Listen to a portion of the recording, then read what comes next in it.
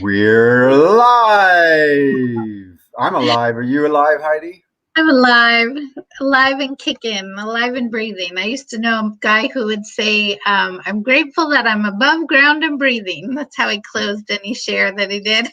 Yeah, I'd say to Charlie, he taught me a lot in construction. I'd say, Charlie, how you doing? Vertical and ventilating. Yeah, nice. Yeah, he was military. Good to have appreciation for life, isn't it? I am Heidi Love. Welcome to Recovery Talk. We're here most and every Tuesday at 5 p.m. Pacific Standard Time, 3 p.m. Hawaii time, and we welcome you, and we're glad you're here today.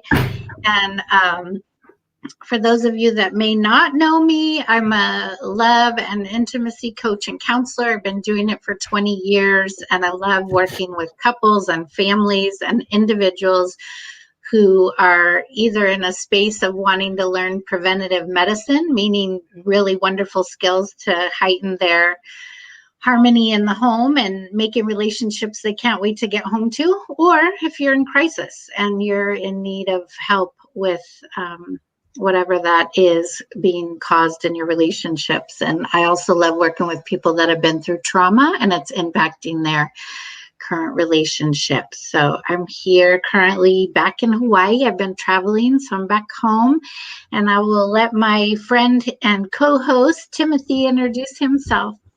Happy to be here with you tonight, Timothy. It's been a while. I can't even. It's good to have you back. There was any of you remember last week, we kind of missed it because Heidi was traveling. If we disturbed you at all by not putting out a notice, please forgive us. And the week before was just me talking about sovereignty. If you want to see any of our videos from Recovery Talk going way back, covering such things as codependency and attachment style and love addiction and love fantasy and process addiction versus substance addiction and on and on and on and on, boundaries, blah, blah, blah, great stuff, then go to lovecoachacademy.com. It's scrolling across this way, across your screen, and look up Recovery Talk, and you'll see all of our videos there, or you can find them on a little group on my page called Mondays with the Ohana, or you can just surf through Heidi's page or my page and you'll find them there. Lots of ways to watch them, so do it.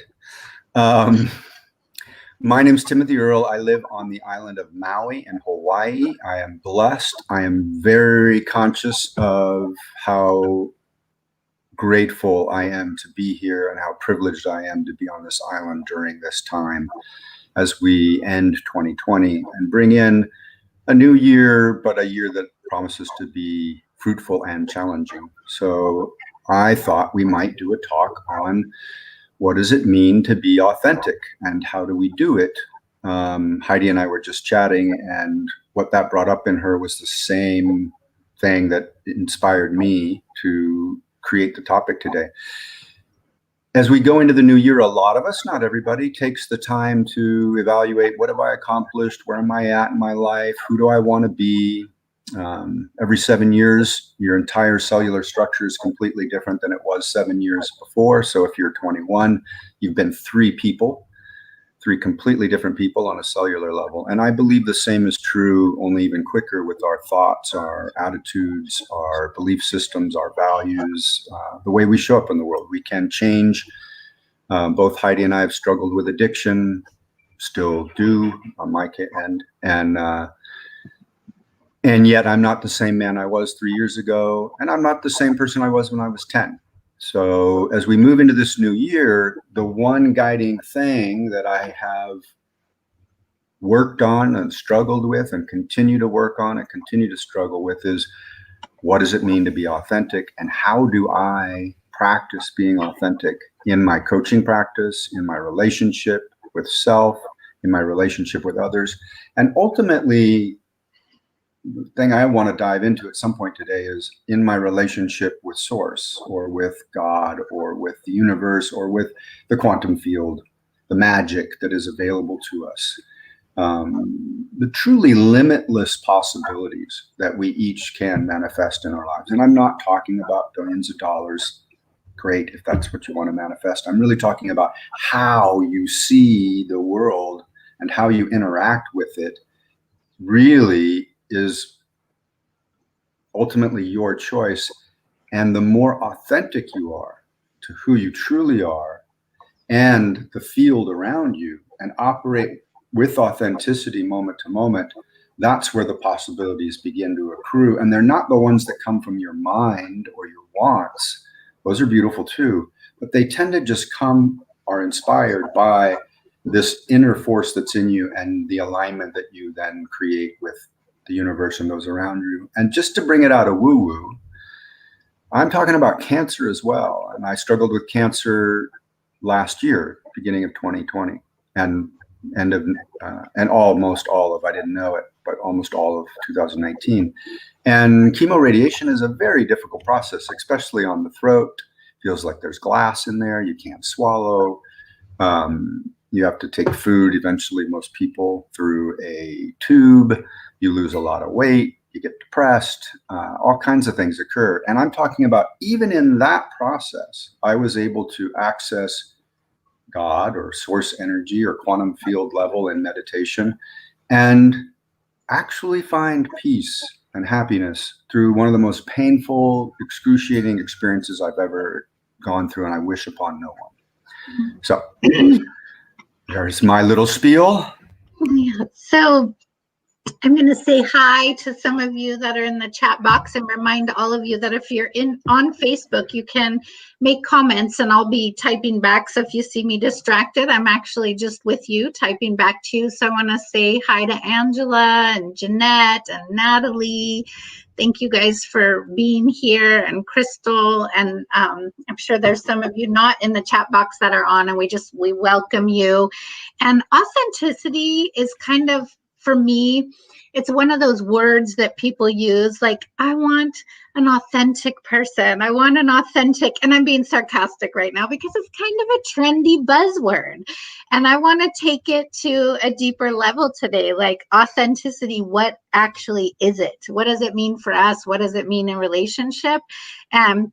Timothy wrote this to me today, proposing the topic, how do we know when we're being honest and authentic versus fake?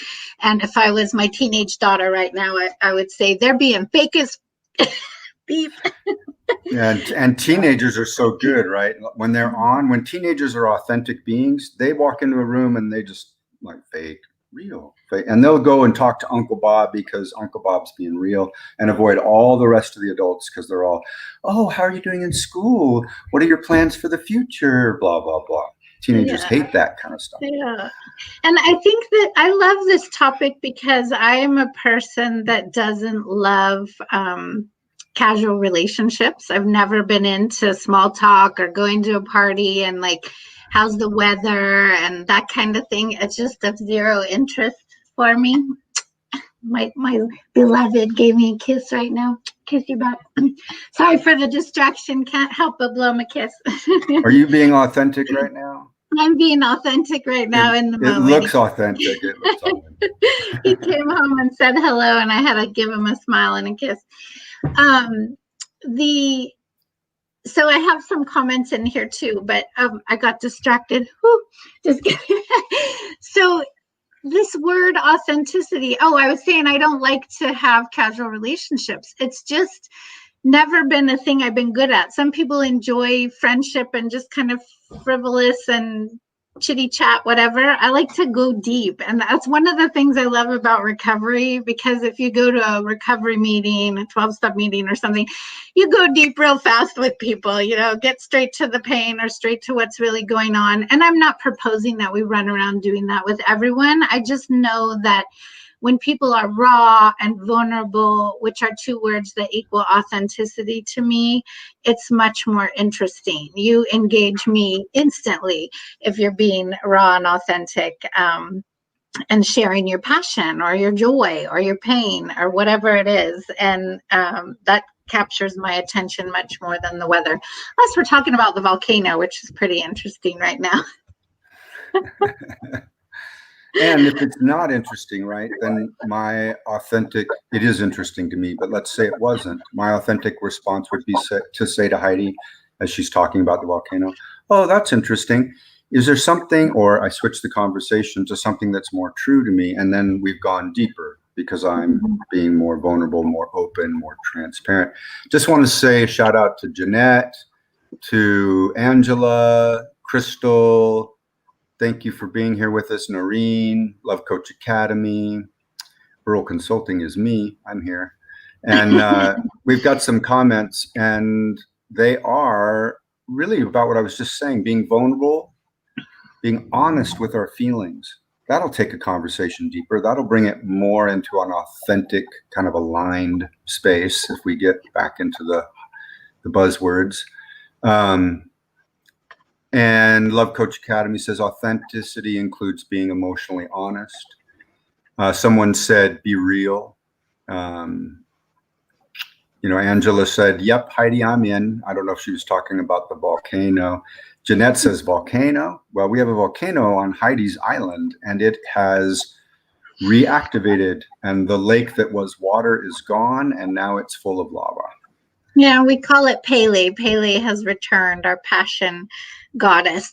I just looked up the word authentic in the dictionary because I love to read the definitions and then play on that. But it says real or genuine, not copied or false, true and accurate, made to be or look like an original. I like the true and accurate and not copied or false, especially because so many of us, and a big conversation that Timothy and I had for weeks and weeks and weeks, if you go back and listen to it, was on codependency. And oftentimes a codependent is very much a chameleon, and whatever you're into, I'm into, and whatever you're thinking, I'm agreeing with because I don't want to piss you off. And this is the opposite of authenticity unless it's really true for you. And so I think that being inauthentic, the places where I see people get caught up the most is with themselves. The first person we need to be honest and authentic with is ourselves. And sometimes we're not even aware. So we're not showing up necessarily inauthentic. We're in complete unawareness, which is in a sense inauthentic, but we cannot relate authentically with ourselves or others unless we are in a degree of self-awareness. So I'd like to talk a little bit about how to do that and what it looks like when we don't, if that would be, I think that's the first step, right? Is how do we know what is authentic for ourselves? Because it's a completely different thing for me to be authentic than for Heidi to try and be me. That wouldn't be authentic. And so our authenticities look like, this is Timothy and this is Heidi, this other thing, right? They don't look the same. They're not the same. Now, we may have some core values that are the same: love, family. I know these are two we share. Sobriety, another one we share. But that's not necessarily, those are aspects of our authenticity. But the way I show up in the world truthfully in a moment, Heidi might just walk out the room, whereas I might confront. And that's not right or wrong. She's not doing anything wrong. I'm not doing anything wrong. We're just being true to what's emotionally alive and using our tools to take care of ourselves. So I like this idea of moving into how do you register when you're being honest. And one of the things for me is to kind of a moment to moment practice where I can feel if my heart space is expanded and if I feel safe and if I feel open. When I feel that way, the authenticity tends to flow.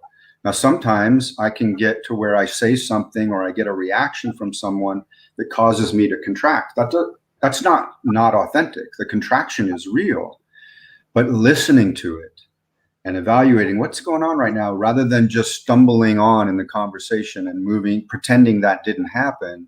And now I'm talking about their hair or the weather or something because I want to avoid whatever just happened, as opposed to, no, let's see if I can be authentic and go deeper and say, hey, I said something, I could see it maybe disturbed you, did it? I'm being curious now, I'm being open to get feedback, and I'm paying attention to that contraction and expansion of my heart or the turning of my stomach. Is it easeful and kind of still, or is it like butterflies, or is it churning, or is it contorted or tight?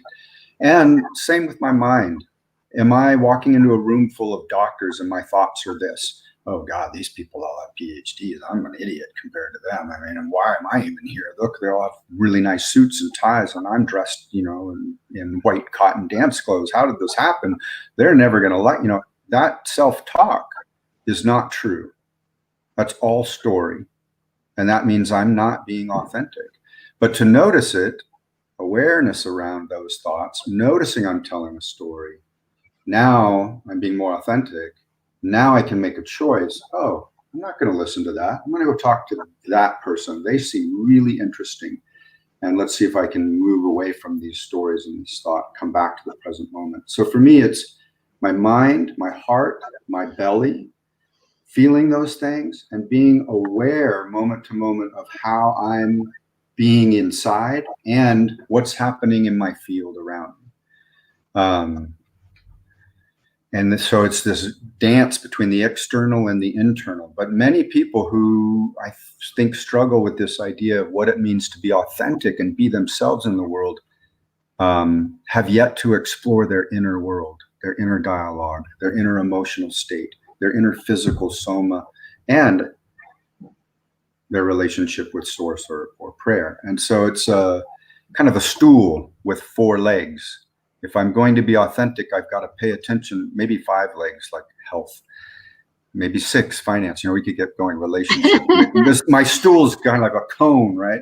And if I don't pay attention to all the different aspects of it, the stool isn't authentic. It won't hold me when I sit on it. And you can usually tell within yourself, oh, I'm tired, I'm exhausted, I'm overrun. These things that are happening, almost always a good sign that we're not paying attention to some aspect of our authenticity, our well-being, our own inner sanctuary. Yeah, I like that you're bringing in all those elements because it's what I like to call the whole person perspective. And oftentimes we are very authentic in one area of our life, and that imbalance happens. And when we're imbalanced, if you think of the analogy of the stool, then we're not stable. And so oftentimes, I know this happens for me most times when couples come to me or individuals, one of the words that nearly always comes out of their mouth is, I want more balance. And I think this is exactly what Timothy's talking about. And I want to give a shout out for our bodies because our bodies are very divine instruments that help us to know about our own authenticity. And many times we bypass our body. We don't listen to the lump in our throat. We don't listen to the excitement, happy excitement in our belly, or the tension in our shoulders, or the instant headache when somebody brings up a certain topic. And these are things that if we can make our body our friend in our most intimate relationship, we can really get a lot of yes and no and what's going on with me in a way that doesn't lie. Our brain, I don't know about your brain, but my brain can do cartwheels and has like obsession and all kinds of things. And sometimes it's hard to decipher it in my brain. But if I listen to my body, I can get real honest real fast. I love the bumper sticker I saw once. And it's really great to see you here, Tracy. So thanks for saying hi. And Angela, yeah, sometimes we can be in a volcano within ourselves, right? And such a beautiful thing that when we find people who will be open emotionally, vulnerable emotionally, without being a victim, without needing anyone to rescue them, just really sharing from that space, I would agree with you that the authenticity level tends to rise in the field within both people or within the group. But the bumper sticker I saw in this car in Idaho when I was probably 30 something was, don't trust what you think.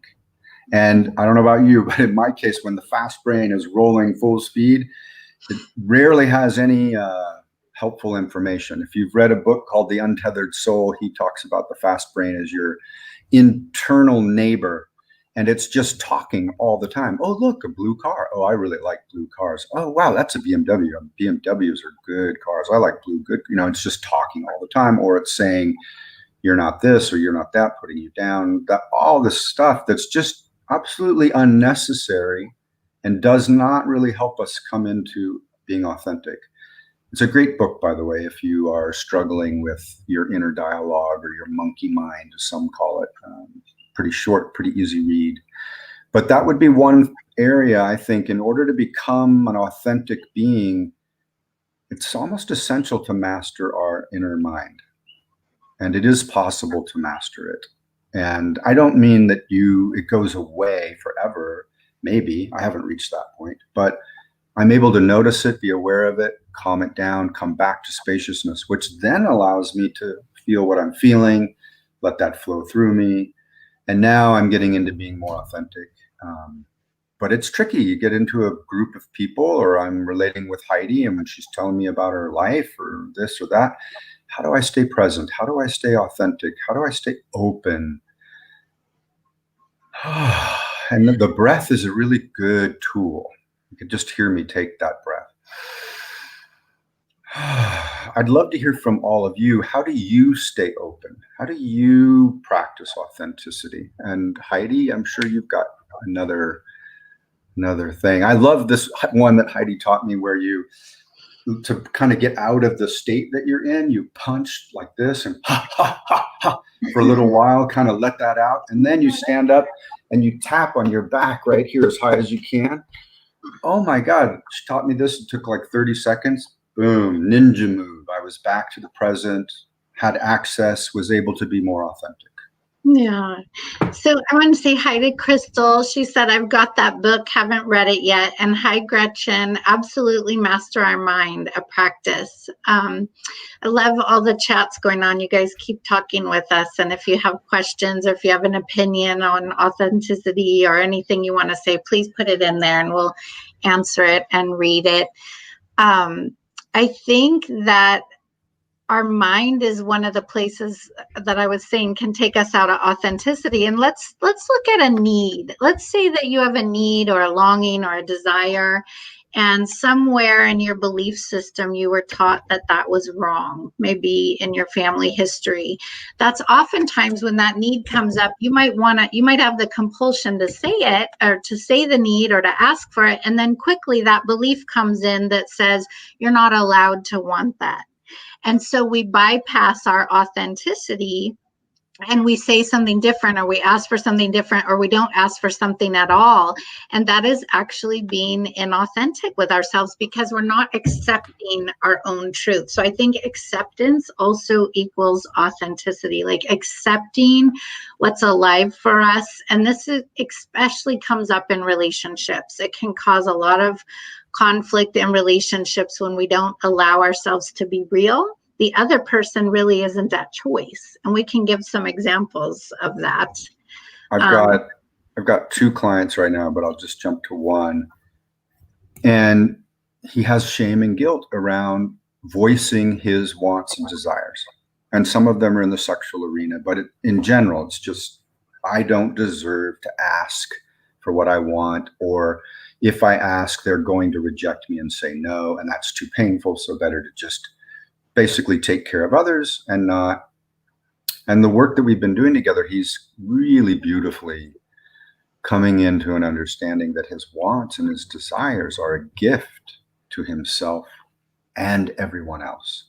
And that if someone says no, it's a gift to both of them as well, because it means they have boundaries. It means that he has voiced it and they have authentically said no. Now we're moving into a really dynamic, authentic field relationship, because we're voicing our wants, our needs, our boundaries, and that's bringing the other person into our field in a way that is more and more authentic.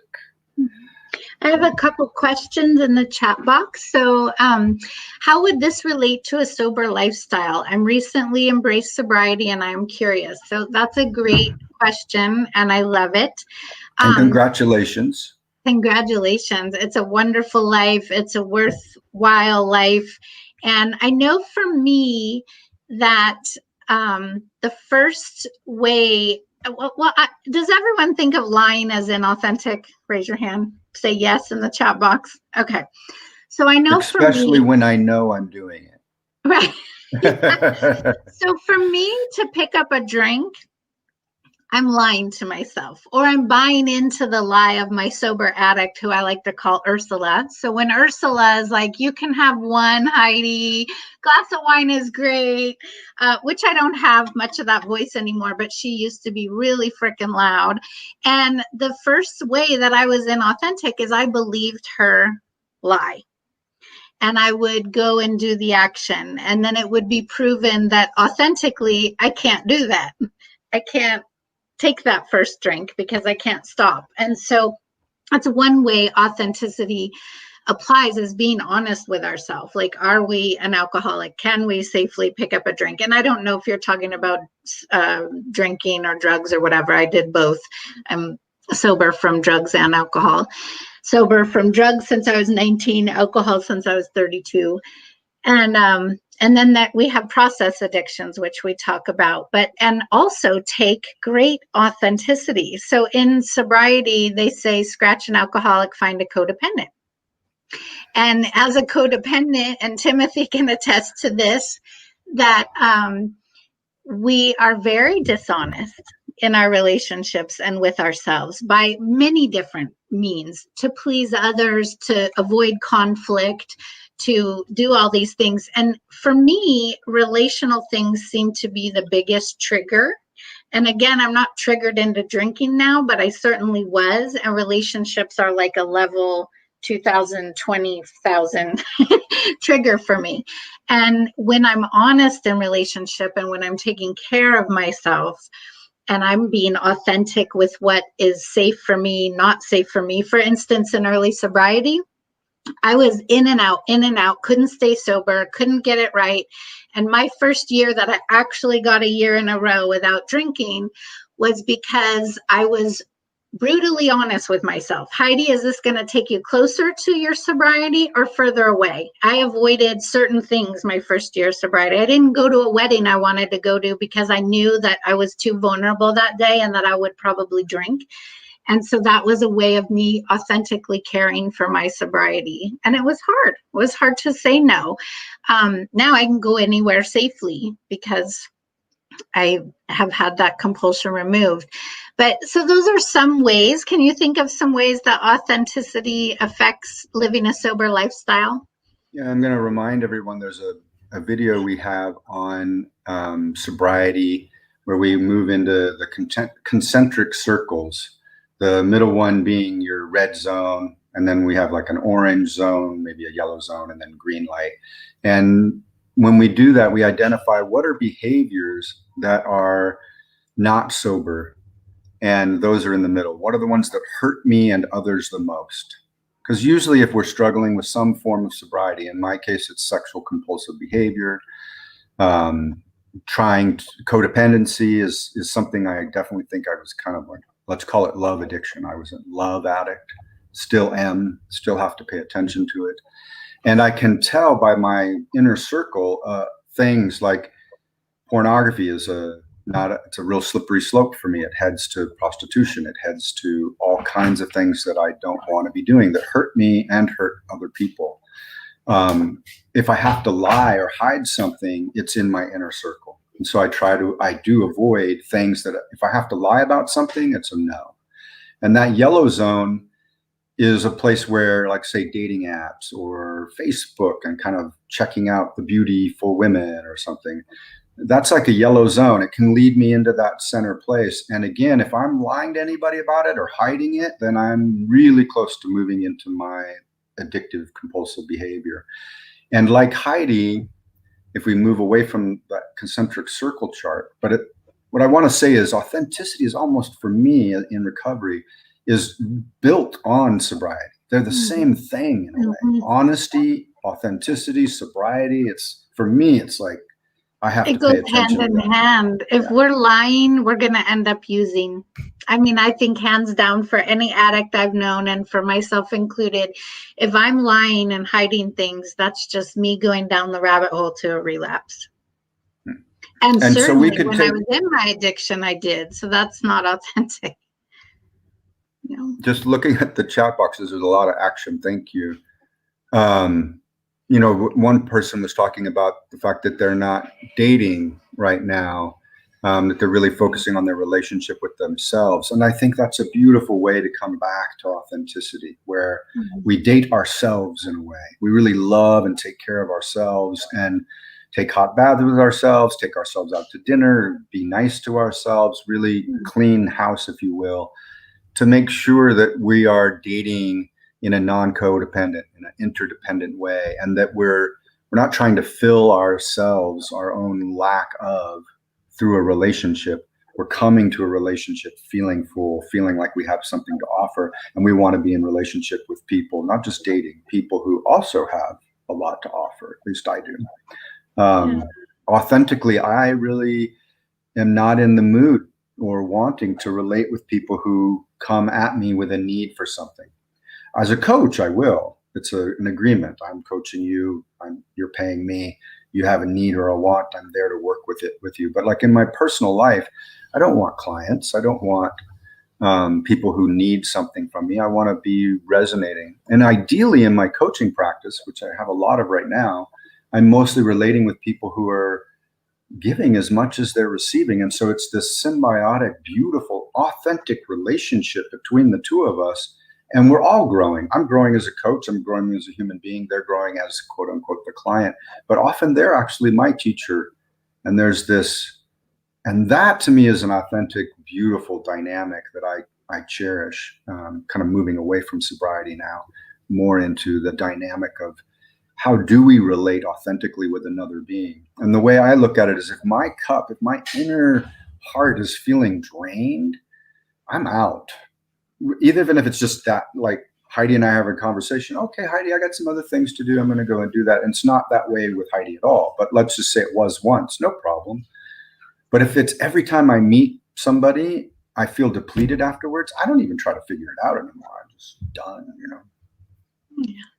We have another question. Can you touch on how relationship with my spouse changes after they become sober? So if I'm hearing you right, they became sober and you're in the change of it all. So touching on it is a good word, because that's a lot of dynamics and each couple is very different. And it can be quite shocking. For instance, if both people enjoyed drinking together, then that's a loss for the one that still may be drinking and maybe not alcoholic. They're happy the other one quit drinking, because probably if they quit drinking, they needed to. But they're also maybe missing going out and doing those things. So that can be a dynamic that changes. When a person sobers up, they have to really dive into recovery and a lot of self-care, and other things get left out a little bit. The family, the kids, the wife, the husband, even work sometimes. And that can be really hard on the person living with them. And there's a very delicate balance while someone's in early recovery. And I really believe the whole relationship can change in a very beautiful way. So I don't know where you're at in it, if you're at the beginning or you're way into it. I don't know if you're totally struggling or it's a wonderful thing.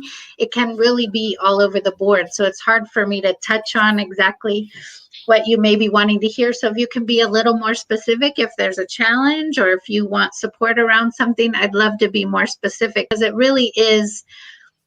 I mean, some people get sober and it changes the family real fast and they're able to show up and it's great. And some people have a longer time being ill and trying to fix themselves, and they really have to pull back from the family. So it definitely causes a change in dynamic. And I want to say, if you are struggling, hang in there. Don't make any decisions. They usually say in the first year. I mean, if you're in an abusive relationship or something, then that's different. But so much can change. And I've seen couples that really thought they could never make it, really come and have an amazing, mature relationship. And the other thing is, if someone in your house got sober, I recommend recovery for the other people.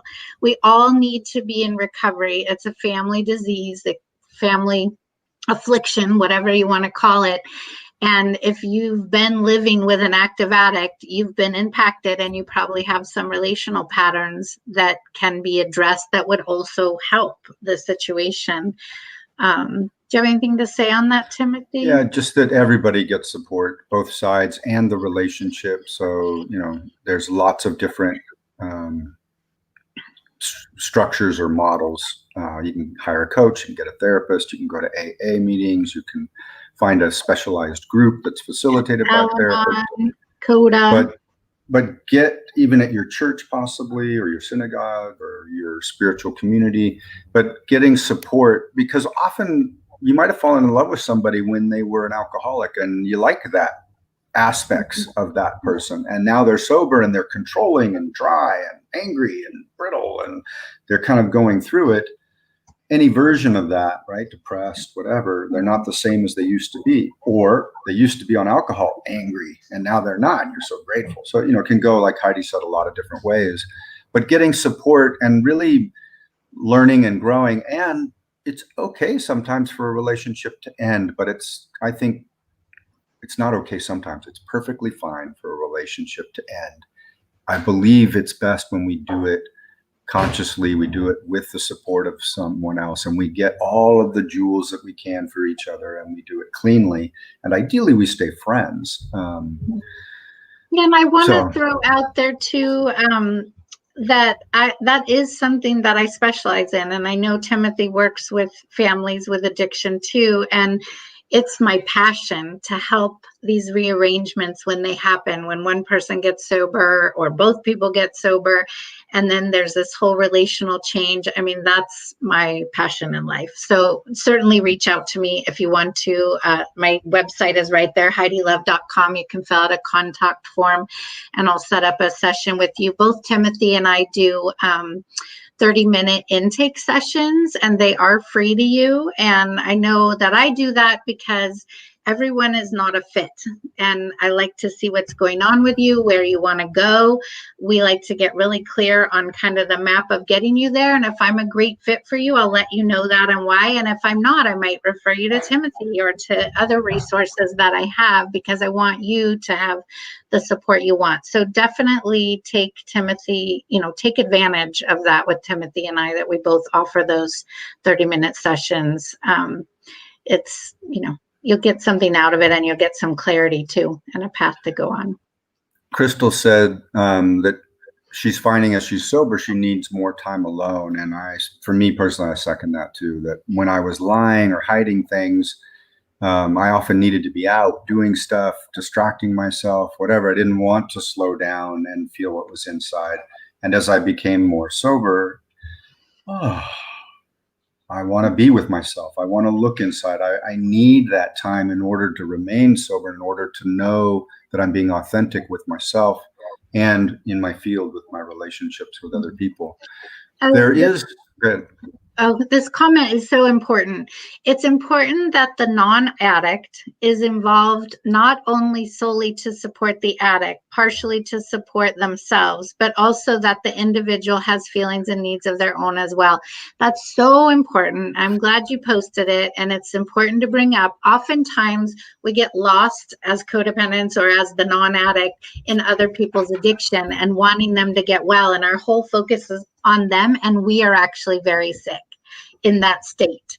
So it's so important to let them take care of themselves. They have a higher power. They have other support. You are not their sole support. And it sounds harsh, but it doesn't help them. It actually hurts them, and it hurts you. So focus on you. Let them focus on them. Partner in a way that feels good to both of you. If they are really sick and detoxing and you want to make them meals, again, authenticity. Do I want to give this support right now? Is it true in my heart, or am I doing things because I'm afraid they're going to drink again and I'm terrified they're going to lie to me again? And so where are you coming from when you're offering support? And if you have the time, the money, the energy, the resources, and it's authentic, give support, but definitely support yourself first. In an airplane, they tell you to put on the oxygen mask before you put it on somebody else. They tell you who to put it on first. It's the same with addicts, man. They'll suck the living life out of you. So I'm an addict too, and I'm a codependent, so I can talk shit about both sides. Well, and it's, if you're, I'm not going to move into that topic because it's off of what we're talking about. I want to come, because Angela brought up a totally different topic, and I want to come bring us back to that. And that is, how many of you find yourself avoiding all your family, your blood family, your DNA family, or one member or two, because you just find that you're not able to be yourself when you're around them. And I'm not there anymore. Now I'm really myself, probably to the chagrin of my family. Like, oh God, here it comes. But I'm like, whatever, I love you guys, and this is me. And they love me, and I know that. But they'll give me a um, little sarcasm or whatever. It's no big deal to me anymore because I'm so authentic. I'm being so true. I'm not internalizing their opinion of me anymore, and I'm not fighting them about it. I don't need to broadcast every day that I'm this, that I'm that, and I know it's going to rattle my uncle or his, somebody else in my family's stuff. But that took a lot of work. That took a lot of inner work and some one-on-one communications with different people in my family, my mother, my sister, my father, my daughters. The rest of them I'm a little more gentle on. But authenticity and me wanting to have deep, meaningful relationships with my family has been an important thing. Now, some people, I'm lucky. I have family who loves me and wants to listen and wants to know who I am to a certain degree. They have boundaries. Sometimes, like, I don't want, that's too much information, Timothy. Just give me the cream. Don't give me the whole jug. And I'm okay with that because that allows me to be real with them and for them to know I'm not pretending. I'm not being fake. But I have friends who, if they go home, like I said earlier, their cup is just depleted. They feel like vampires sucked all the blood out of them, or they feel like they're bruised and battered from having to fight to get their truth out, to be authentic. And it's usually where people are more sensitive, more emotional. They want to be vulnerable. They want to go deep, and their family likes to keep things on the surface, or worse, is abusive, usually has substance issues or just really negative, some post-traumatic stress or trauma going on, and they're taking it out on this family member. So I think there's two categories. One is, you're enlightened if you can go home and still be who you are, right? If you go home and you're no longer enlightened, well, you weren't really enlightened. I mean, enlightened meaning, that's so harsh. Not just yeah, enlightened meaning an integrated adult. Okay, take the woo-woo out of it. Just an adult who has fully integrated all aspects of themselves, and they can go home, be themselves. They don't care if their family members are upset or not. They're really compassionate and kind at the same time, though. So that's one form of authenticity in your family. But the other one is where you pick and choose whether you're going to spend time with them, or you decide this is no longer going to be the family that I relate with. I'm creating, through friendships and other ways, family that is meaningful to me and where I can get nurtured. I have one client, she decided that her mother is the earth and her father is the sun. And that's who birthed her. And for good reasons, she has for now let go of her biological family. And it's actually a healthy choice. It's a more authentic choice for her to do that. So just kind of weaving in there different ways of relating with your family. I want to jump in there around the sobriety topic too, and being authentic, and what Timothy is talking about, and wrapping it into early sobriety. So normally our closest relationships are our biggest triggers because we have history with them and we have experiences with them, and our family of origin can be a very big trigger. So I want to say, don't feel like you have to be in their presence. I used to say in my early sobriety that I divorced my family, and I'm sorry if any of my family's on here, I'll explain. But I was so triggered by being around them, I couldn't stay well. Their fault, my fault doesn't matter. It's nobody's fault. It's just my well-being couldn't stay stabilized being around them in my early sobriety. So I chose in authenticity to take care of my sober self that I needed to stay away. Fast forward, now I go, my family hasn't changed. I love being around them. I can embrace who they are. It doesn't trigger my stuff, and I don't get sick by being around them because I've healed. And so this is part of being honest and authentic. Don't put yourself in positions in early sobriety that are going to put you in jeopardy. Like, let yourself work out those sobriety muscles and get strong, and then deal with the deeper relational pains. That's my advice.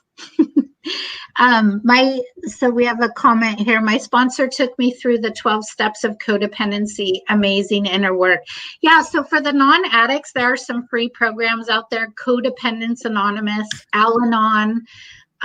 Those are great free resources for help around being the non-addict that's in love with an addict or living with And one. there's some great books. What are they, Heidi? Codependent No More by Melody Beattie, I think, and there's Facing Codependency by Pia Melody. I love the Pia Melody. I started a women's group on Monday nights, and we're reading through the book called Facing Love Addiction. And that's the same author. So there's Facing Codependency and Facing Love Addiction by Pia Melody. They're great resources as well. And all of these things, everything Timothy and I do, getting into recovery, doing 12 steps, reading books, this is all ways and paths to finding your authentic self. And like all the relational things that Timothy and I teach, we're part of Love Coach Academy, which is a big teaching of communication. And it's all to be able to communicate and relate with others, our authenticity. So this is a very big topic that's close to our heart and really can be weaved into all of our teachings. I'm just sitting here realizing that, like, literally everything we do is to help us have self-awareness and to help us relate with others in a better, more authentic, easier way. I love that you bring it back so beautifully to the beginning, which is all aspects of life, inner and outer, that are showing up moment to moment are truly resources or information to help us be authentic or truthful or present, however you want to frame it.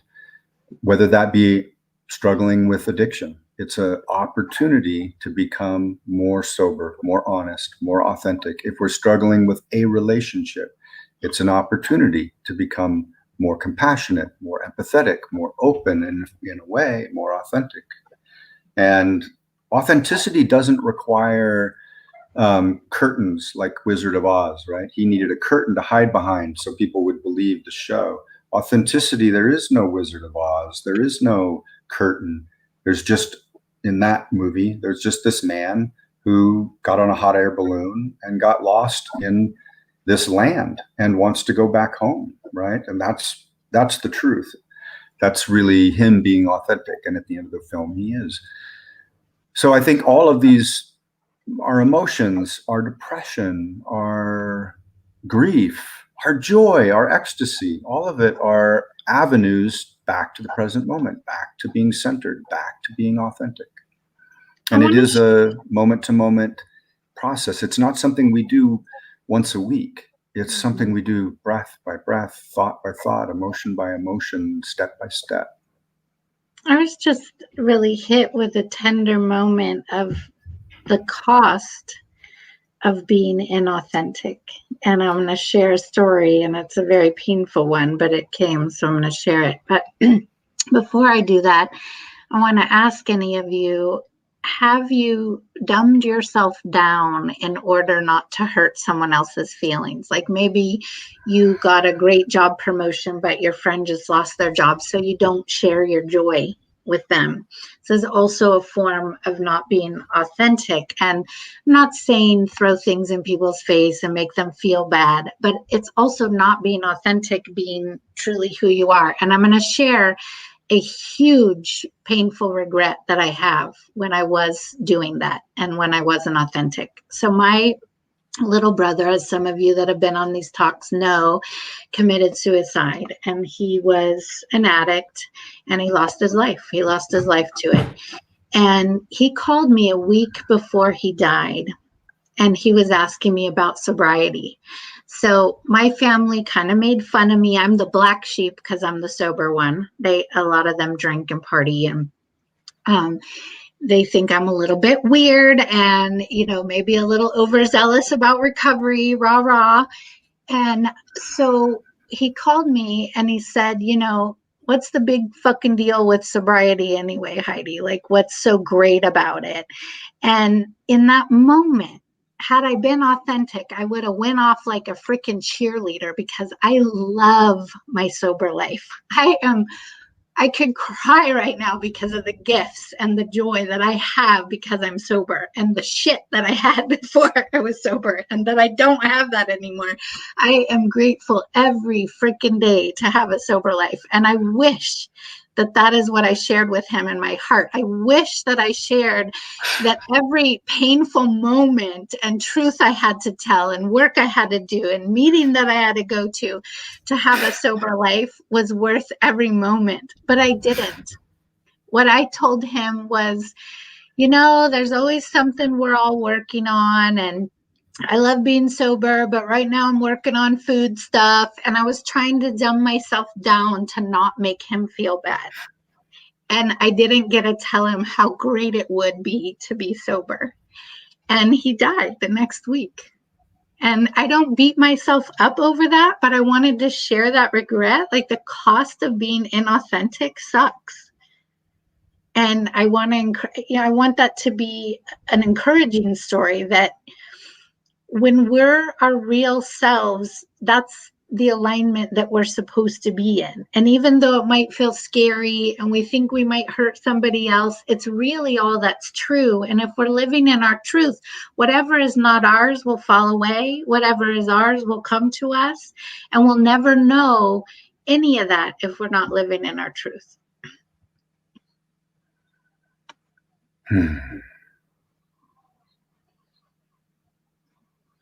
Just want to take a moment and sit with that.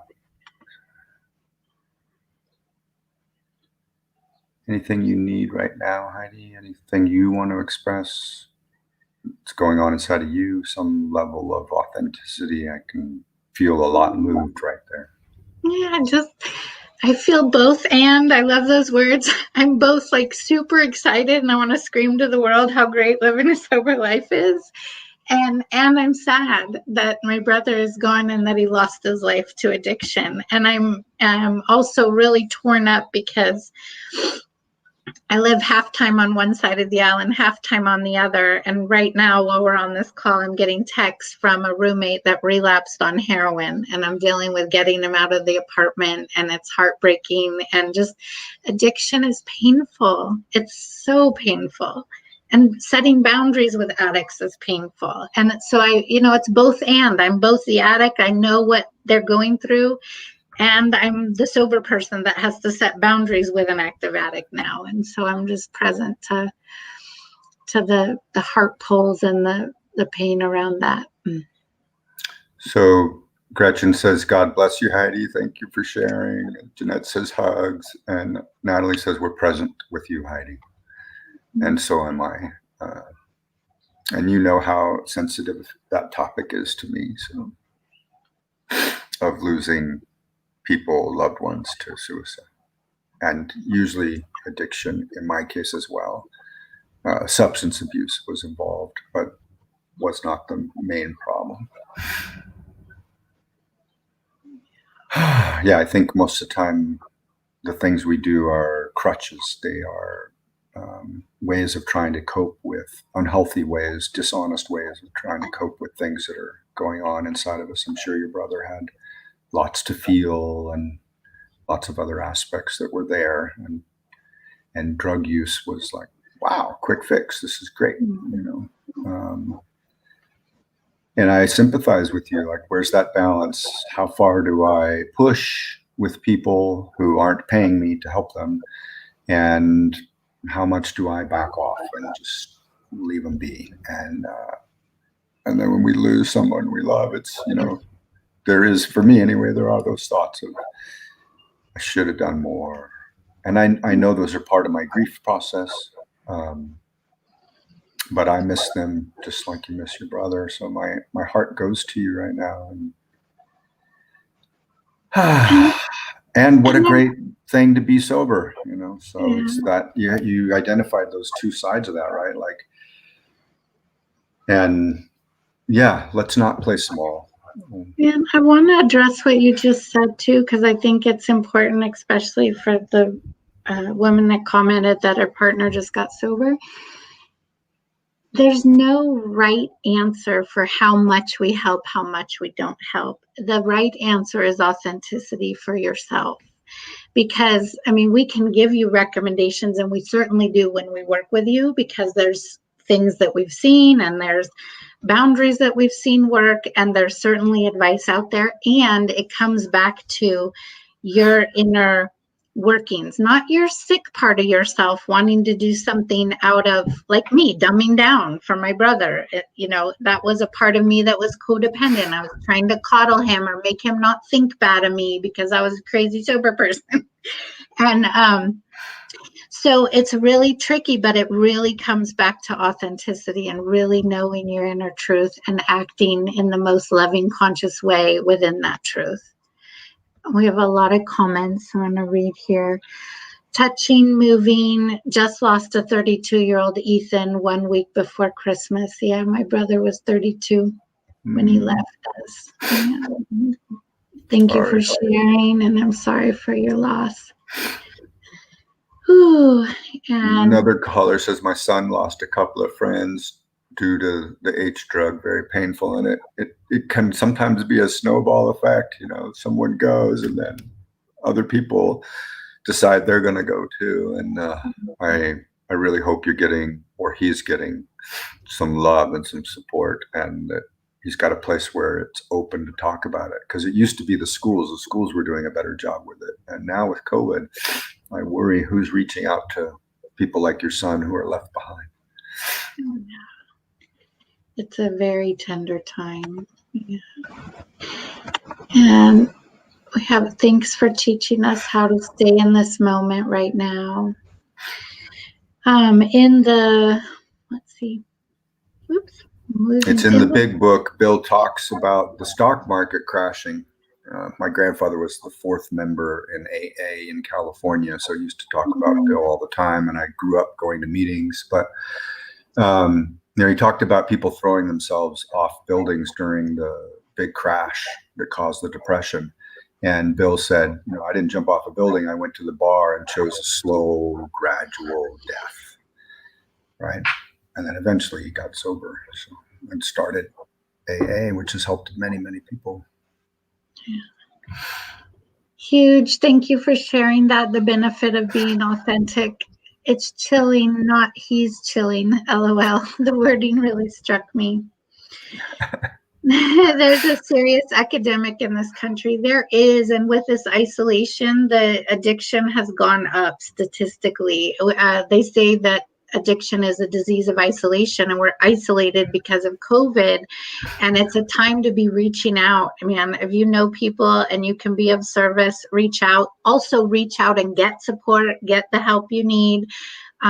We get to support each other, and we get to connect, and there's a lot of resources out there. So if you're in need of resources or connection, like reach out to Timothy and I. And we have Love Coach Academy has talks like this twice a day, 9 a.m. Pacific Standard Time and 6 p.m. except ours, which is at 5 p.m. Pacific Standard Time. And if you would like to be on our talk, email us, message us, and we'd be glad to discover a topic where we're all comfortable talking about it. Know that it's live and it's recorded and it'll stay there no matter what's said. So it is important that you're prepared to be vulnerable and open with us, just like we are. We're both open books. Heidi says, I want to be an open book because it's the last book someone may read. And the other thing that she says, if I may, is the opposite of addiction is connection, right? Is feeling close with someone. So I agree with her. Join our talks, come to Love Coach Academy events, get support, reach out to your friends. Just hearing that, when Heidi said that, it made me realize, I've been messaging people, Merry Christmas, this or that. I've been talking with family on Zoom, but I haven't Zoomed some of my friends that are so dear and so close to me. And what a good time of year to do it and make sure that they're okay. And I even had a friend post on Facebook that she doesn't think,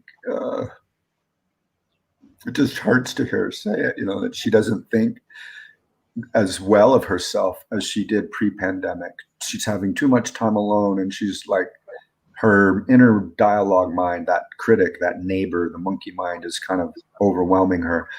And when hearing Heidi, I'm like, oh yeah, that was a cry for help. I should reach out to her and see if she wants to do a Zoom call. So please reach out to people, or reach out and post and ask directly for what you need. I need to talk with some people. I do want to answer this question. It says, do you offer workshops? I love AA, but find it a little rigid.